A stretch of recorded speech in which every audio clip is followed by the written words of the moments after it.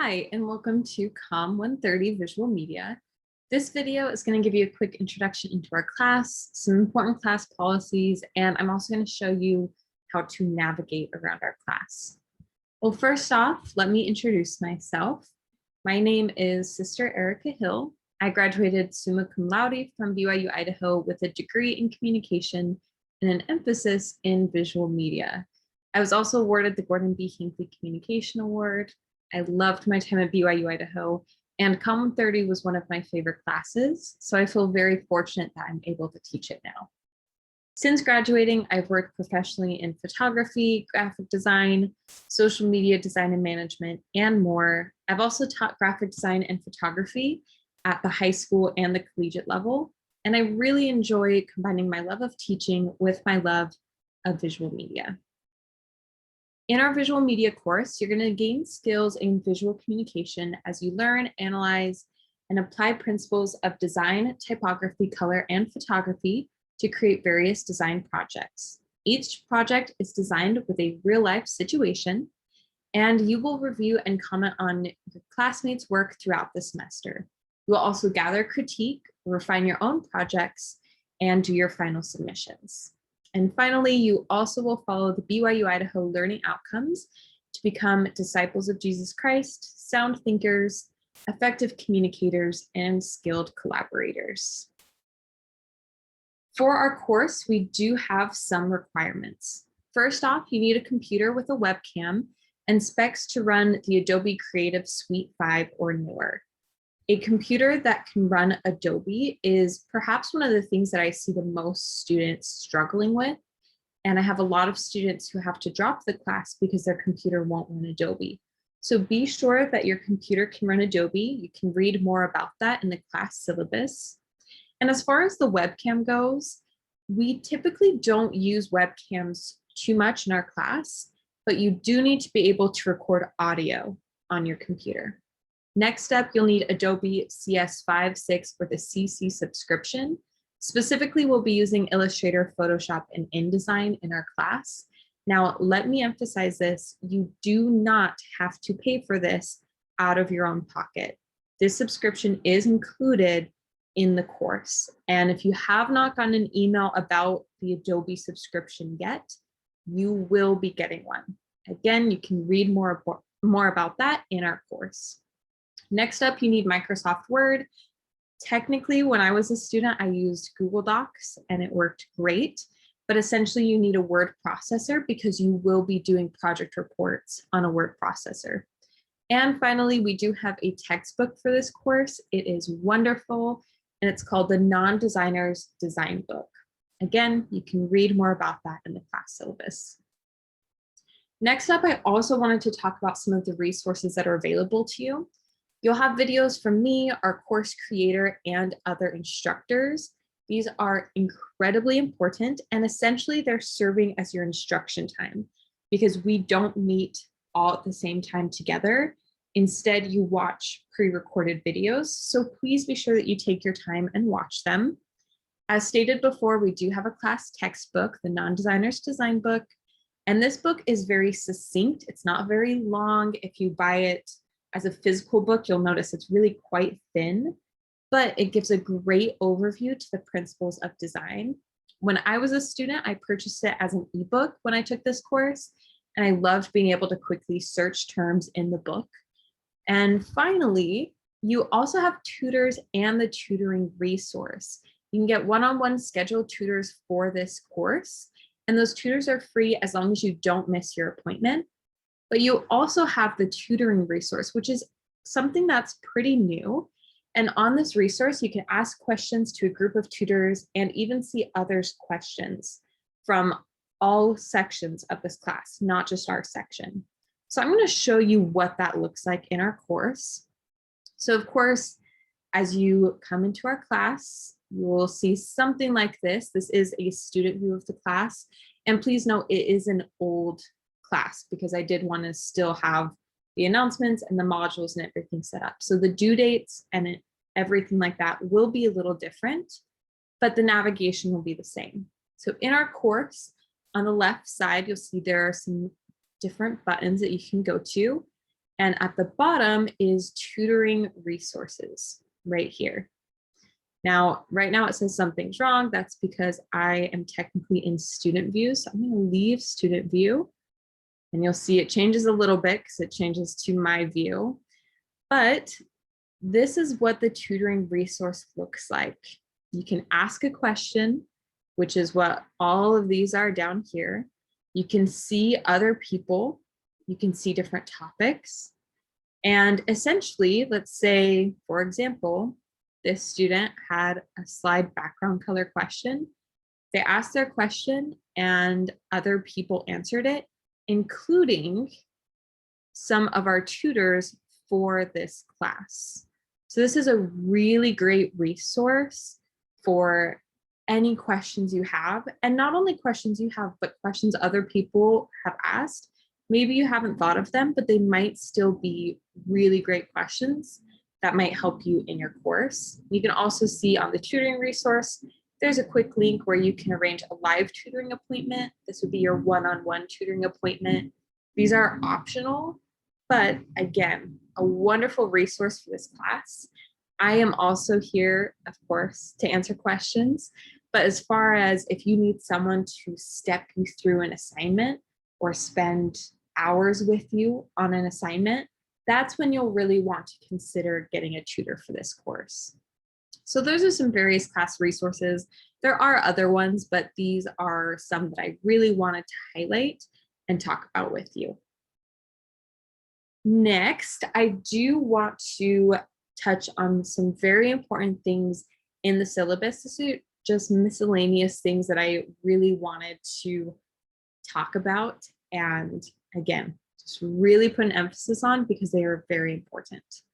So first off, there are two main deadlines in our course, Wednesdays and Saturdays at 11:59 p.m. Mountain Standard Time. So essentially that's Rexburg time. So by Wednesday at 11:59 and Saturday at 11:59, you need to have your assignments in. It is your responsibility to get things done and turn in on time. Now, building on that, in accordance with the communication department policy, late work is not accepted in this course. That's not just my policy, that is any communication class. And this policy really aims to prepare you to meet deadlines in your careers. You do have a one-time mulligan you can use to extend one deadline, and you can read more about that more in depth in the syllabus. And finally, one of the most important things to remember in our class is academic honesty. This is a huge issue in our class. You are expected to observe the BYU Idaho Honor Code. You need to create original work, and it cannot be work that you created from another course or for a personal project or from past semesters. It has to be specifically created for this class and this assignment. Any student caught turning in work from an online source or from a past class will be reported to the honor office and will face consequences. I really don't like reporting students to the honors office, but it's a requirement. So please be sure that you are very honest in your work and turning in work that is all original and all completely yours. All right, so this week you do have 3 things that are due, and I'm going to show you how to find the assignments in our course modules. Again, please know that this is a past course, so the due dates are different from your own. So this week you do have a syllabus quiz, you have introductions and a voice thread orientation, and then you also have a reading quiz. I like to tell students to navigate through the modules. I think that's the easiest way to navigate in our course. You'll see we have the welcome module, which you should work your way through and read through all of that. Once you're done, I personally like to minimize the modules so I don't get confused. You have a module for the textbook information, which goes really in depth about your textbook. And then we have week 1, design principles. And there we can see we have questions and conversations. Essentially, this is a discussion board, and each teacher uses it a little bit differently. It's not a required assignment or anything like that. But for my class, I like to use it for spiritual discussions. So I'll have a spiritual thought, I'll ask questions, and then you have the opportunity to answer. And there's also a little bit of extra credit opportunities thrown in there. So that's what questions and conversations is. Next up, due date 1, that's Wednesday. We have our syllabus quiz. You can read more about it there. Then we have an introductions and VoiceThread orientation assignment. I do want you to read through all of the instructions in depth, but let me be clear, this assignment is one of the most important things to get done this week, if not the most important thing. Essentially, we use this program that is called VoiceThread in our class, and that's how we give feedback to other students and get feedback for our own projects. And this is something that we use almost every single week. The reason it's really important to work on it this week is not only to get familiar with the program, but also you have to participate this week in order to participate in future voice threads. So this is very important to follow the instructions and make sure you complete it according to the instructions. When you actually follow the link to VoiceThread, it will pop up with a little window like this. It will take a minute to load, especially the first time you use it. And I had to leave student view to actually show you what it looks like. But you can see, again, this is a past course. We've passed student recordings. But on the left side of the screen, you should see where it says courses. And the first week, you aren't going to see project 1, project 2, project 3, so on and so forth. But you will see where it says visual media. Now that is where it's incredibly important that you click on that visual media course. And that way you can actually post in the course. If you're not selected in the course and you just post on VoiceThread, we won't be able to see it. So you have to be sure you click in our course. By default, you should be clicked into it, but just be certain that you post it in the correct place. Otherwise, again, you won't be able to participate in future voice threads, which is a pretty big portion of your grade.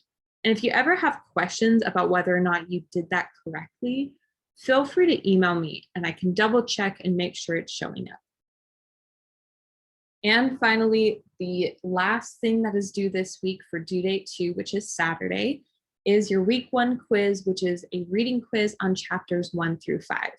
Now, your reading quizzes are open note and open book, as it says when you click on them.